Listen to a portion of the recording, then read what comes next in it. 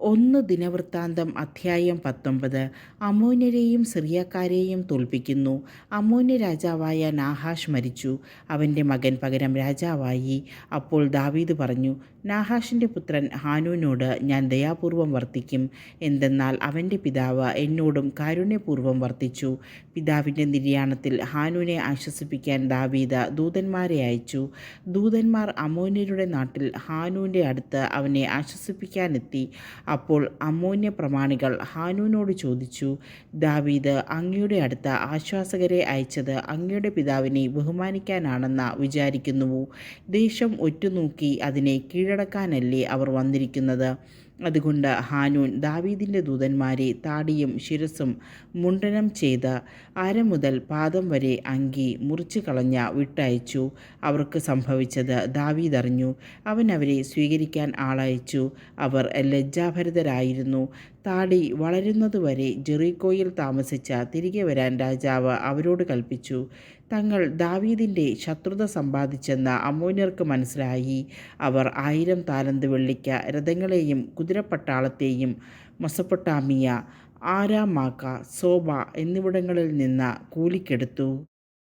അവർ 30,000 രഥങ്ങൾ കൂലിക്ക് വാങ്ങി. അതുപോലെ മാക്കായിലെ രാജാവിനെയും സൈന്യങ്ങളെയും അവർ മേദെബായ്ക്ക് മുൻപിൽ പാളയമടിച്ചു.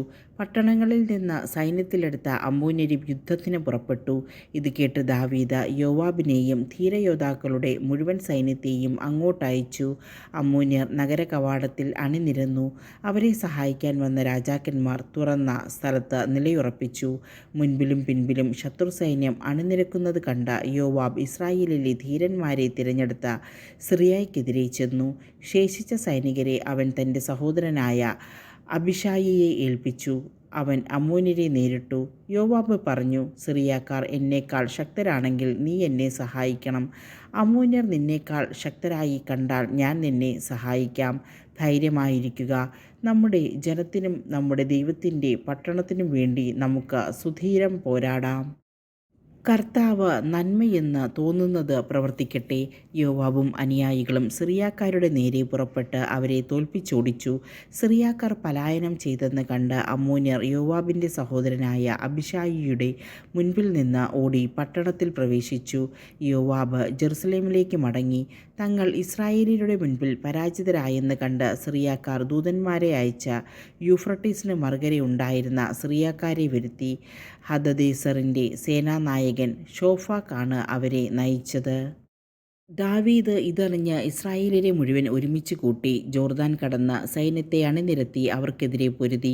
സിറിയക്കാർ ഇസ്രായേലിൻ്റെ മുൻപിൽ തോറ്റോടി. ദാവീദ് സിറിയക്കാരുടെ 7,000 തേരാളികളെയും 40,000 വരുന്ന കാലാൾപ്പടയെയും സേനാനായകൻ ഷോഫാക്കിനെയും നിഗ്രഹിച്ചു. ഇസ്രായേലിയർ തങ്ങളെ പരാജയപ്പെടുത്തിയെന്ന് കണ്ട് ഹദദേസറിൻ്റെ ദാസന്മാർ ദാവീദുമായി സന്ധി ചെയ്ത് അവന് കീഴടങ്ങി. പിന്നീട് സിറിയക്കാർ അമ്മോന്യരെ സഹായിക്കാൻ പോയില്ല.